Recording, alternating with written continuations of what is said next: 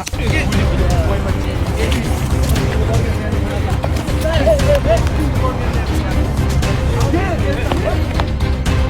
alaykum do'stlar. Shu videoni o'zingiz ko'rdingiz. Ijtimoiy tarmoqlarda hozirgi vaziyatda keng muhokamalarga sabab bo'lmoqda. Va ushbu video qachon va qaysi paytda bo'ldi deganlar uchun Qozog'iston Almata shahrida konferensiya bo'layotgan edi va o'sha paytda To'xtar bilan Odilxon uchrashib qolishadi va kutilmaganda To'xtar Odilxon yuziga shapaloq tortib yuboradi va o'zingiz ko'rgan voqealar sodir bo'lib ketadi. Instagramda ko'pchilik komment qismida o'sha millatchilik haqida va millat haqida qaysidir ma'noda tortishib munozaralarga sabab bo'lmoqda. Aziz do'stlar, shuni unutmaylikki, hech qaysi millatda yomoni bo'lmaydi. Hamma millat yaxshi. Faqatgina yaxshi insonlar va yomon insonlar degan tushuncha bo'ladi. Qozoqlar ham, o'zbeklar ham aka-ukadek.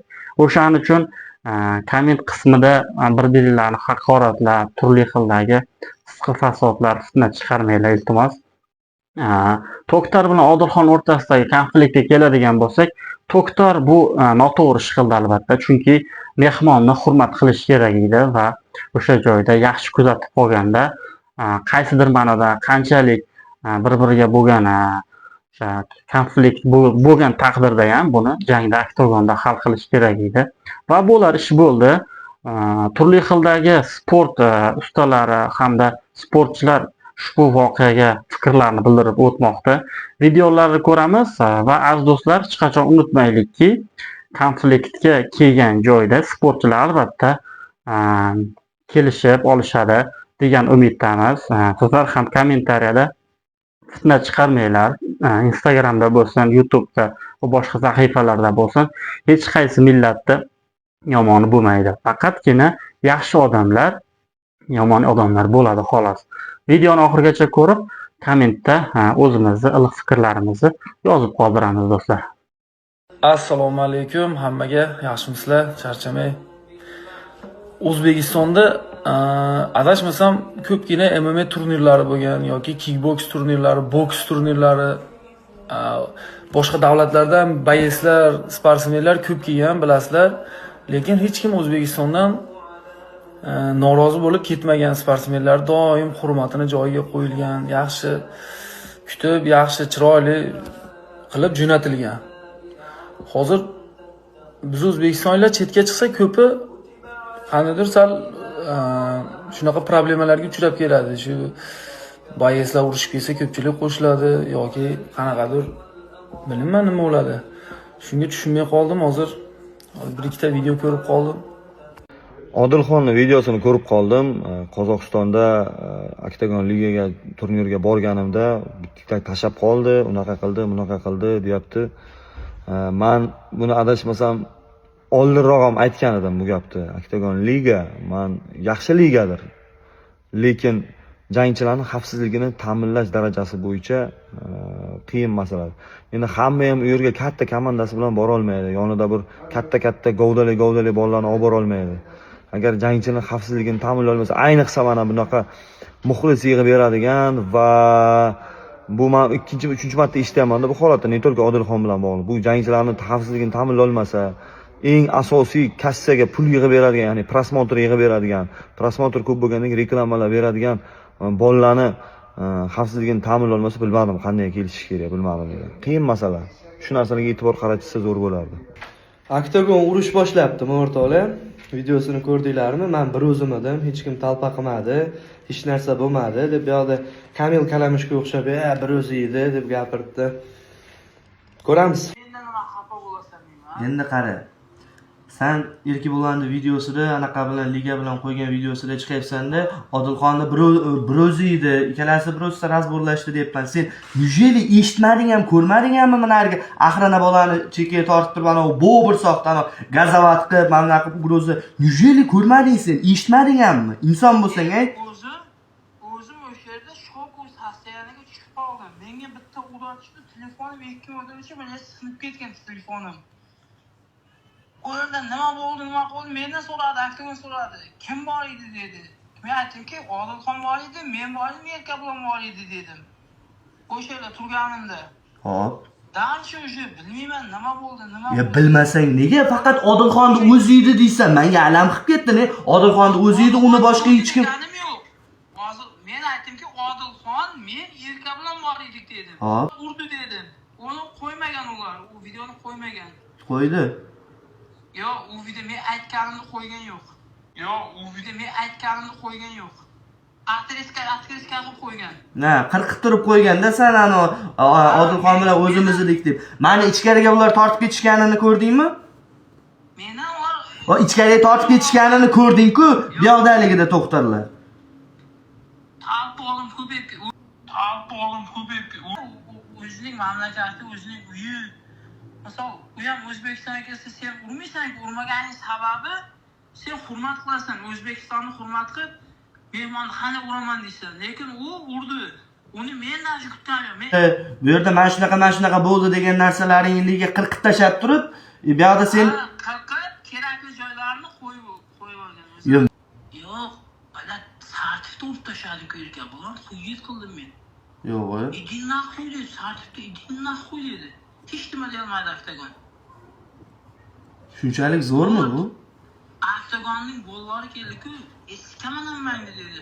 Innayimadi. Mana shu yerlarga xuyit qilib qoldim men. Ne xuyasi be dedim. O'tibdi dedim, urgin dedim. Sartifika bir debdi. Mana sen tepganga bor-ku. Talpoq urib tashladi. Sartifika tepdi. Idi nахуй dedi sartifika. Qolgan bola, liga Aktagon bola bunday chiqdi-ku. Hammangni sikaman dedi. Idi nахуй dedi. Shunisiga xuyit qilib qoldim. G'o'rzakon ekanda bu, ha, shunchalik. Chiqoq. Men politikani ko'rsak tushuntiraman senga. Shunaqa gaplar o'rtoqlar. Mayli bular 100 kishidir, 200 kishidir bir jamoa bo'lib turib, bitta odamni shunday bir chetga chiqarib yuborish yoki yomon otliqqa chiqarish osondir, lekin Xudoyim ko'rib turibdi. Bu narsalarni ko'rgan, bu faktlarni, bu narsalarni qirqib, uyushtirgan, o'zlarini oppoq qilmoqchi bo'lgan odamlardan rasmiy, chiroyli javob kutib olamiz. Ramazon muborak bo'lsin. Men to'g'risi Erkibo'lonni O'zbekistonda kutaman. Olasizlarda uni kelib, O'zbekistonga kelib, biz Najdanka bilan kutmaymiz. Biz osh bilan, chiroyli iftorlik bilan kutamiz. Shunaqa ekan, davom etamiz. Assalomu alaykum yana bir bor. Bular vaziyatdan chiqish uchun har balo deydi deb ogohlantirgandim boya. Endi boyagi istoriyada sizlarda shunaqami kelgan mehmonni, ro'za Ramazonda mana shunaqa tiqib qolishadimi deb gapirgan gapimni millatchilik bir narsa, men O'zbekiston millatimiz haqida yoki bir Qozog'istonlik bovurlarimiz haqida hech kim haqida men tarafdan gapirilmadi-ku. Har bo'yda yutganimdan keyin O'zbekiston alg'a, Qozog'iston bos deb har doim bir chiroyli gapiramiz-da. Bu yerda sizlarda deb gapirilganda To'ktardi yonidagi bolalar, o'sha menga gazovat qilgan axraniklar haqida gapirilgan. Iltimos vaziyatdan chiqib ketish uchun fortichka izlayotganlar, po faktu chiroyli narsalarni qo'yishingizni kutib qolamiz. Men prямой efirga chiqishga tayyorman. Xullas, har xil bir fortichka izlamasdan prямой efirda suhbatlashamiz degan umiddaman. Sog' bo'linglar. Salom o'zbeklarim, kurdilaring. Erkabo'lan bilan Odilxonni o'rtasida bo'lgan konfliktga ba'zi bir gandonlar aralashgan. Aktagon ligani agar boshliqlari buni ko'radigan kishilar dastoyni bolalar bo'lsa, bu mana bu ikkita chort axranligini ishdan haydab uzr so'rattiradi. Nimaga uzr so'rash kerak? Chunki mehmon bo'lib kelgan insonga nisbatan uni gazovat qilib, uni davlena qilish bu sportsmenlik tomonidan ham, odamgarchilik tomonidan ham, musulmonchilik tomonidan ham hech qaysi ramkaga to'g'ri kelmaydi. Bu Aktagon liga agar shunday qilib dalshib gazovat qiladigan bo'lsa, bundaqayni ligaga qatnashish pozor bo'lish kerak. Birorta dastoyni sportsmen u narsaga qatnashmas kerak. Chunki Odilxonga qilgan hurmat izzatni ko'rdilaring o'zlaring. Agar shunday davom etadigan bo'lsa, Odilxon haqiqatan ham Aktagon ligani ko'tarilishiga noldan turibon boshidan qatnashib, adinist populyarniy pop MMA'ni boyetslardan biri edi. Ular уже ko'tarildi, reytingni ko'tarildi, ozgina soqqa qildi va bartanut qilishni boshladi. Xullas kalom, meni vobsheta eng fikrim, ya'ni xohishim, toza fikrim O'zbekistonning o'zida yo'q shunaqa liga bo'lish kerak.